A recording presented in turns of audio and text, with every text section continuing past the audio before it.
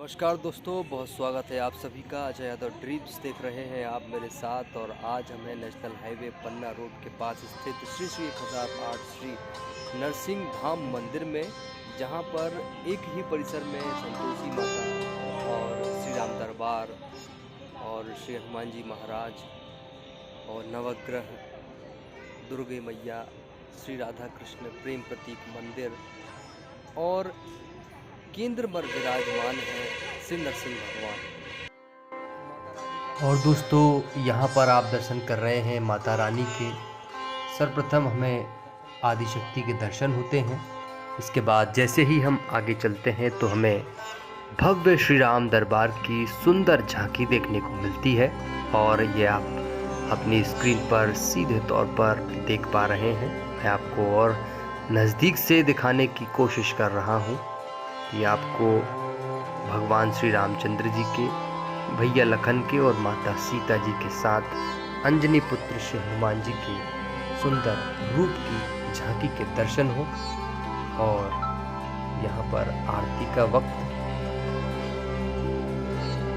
राम दरबार के ठीक सामने श्री हनुमान जी महाराज की ये प्रतिमा विराजमान है।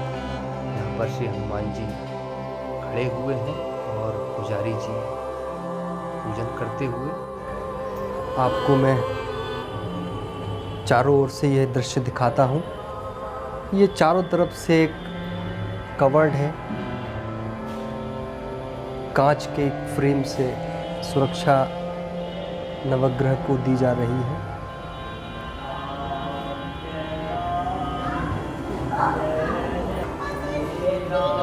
श्री राम धुन यहाँ पर।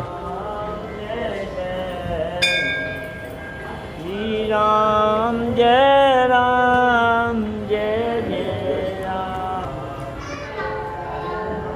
सिंह पे सवार माँ दुर्गा, चांदी का छत्र और ये शोभा बढ़ा रहा झूमर है भगवान श्री नरसिंह के, जिनके नाम से यह मंदिर विख्यात है।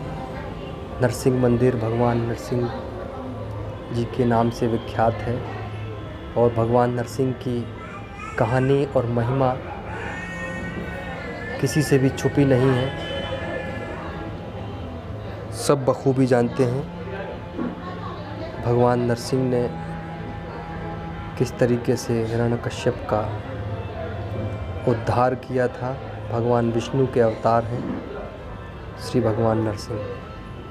पुजारी जी से यहाँ की कुछ जानकारी लेते हैं। सबसे पहले आपका परिचय। रविकांत शास्त्री, नरसिंह धाम छतरपुर। चाहेंगे नरसिंह मंदिर के बारे में, कितना प्राचीन है, क्या महिमा है? ये प्राचीन मंदिर नरसिंह भगवान का ही मंदिर है जी। और ये हमको यहाँ कम से कम 22-23 साल हो गया रहते। इसके पहले हमारे दंडी स्वामी महाराज थे, हमारे बब्बा थे जी। और उन्हीं का ये स्थान, होशियार सिंह कलेक्टर साहब थे उस समय। तो यहाँ एक छोटी सी ही मढ़िया थी उस समय, घास घूस यहाँ बहुत मानो वीरान पड़ा हुआ। वीरान। इसके बाद जब हम लोग भी आए तो यहाँ एक चबूतरा था यहाँ इतने में। फिर धीरे धीरे लोग जुड़ते गए, विकास कार्य हुआ और लोगों की आस्था बढ़ी, क्योंकि ये नरसिंह भगवान का ही प्राचीन मंदिर, केवल मंदिर ही था जी, बकाया कुछ नहीं था। लगभग कितने वर्षों पुराना होगा ये? लगभग कम से कम 100 वर्ष तो पुराना ही है। 100 वर्ष पुराना। हाँ, 100 वर्ष पुराना, पुरानी मूर्ति थी। हाँ, बहुत छोटी सी बहुत छोटी सी मूर्ति थी। तो ये चोर चोरी भी कर ले गए थे। अच्छा। तो खजुराहो में पकड़ भी गए। अच्छा। तो फिर वहाँ से फिर वापस आए। तो ये मूर्ति किसी धातु से बनी हुई है? ये अब वही नरसिंह भगवान ही जान सकते हैं, क्योंकि ये स्थापित है या प्रकट है? ये प्रकट है, क्योंकि स्थापित तो थे ही नहीं तो चोर काय को उठा के ले जाते। जी। चोरी उनकी नियत, मगर भगवान को पुनः फिराना था। और भक्तों की आस्था बहुत नरसिंह भगवान से, जो इच्छा करते हैं पूर्ण होती है।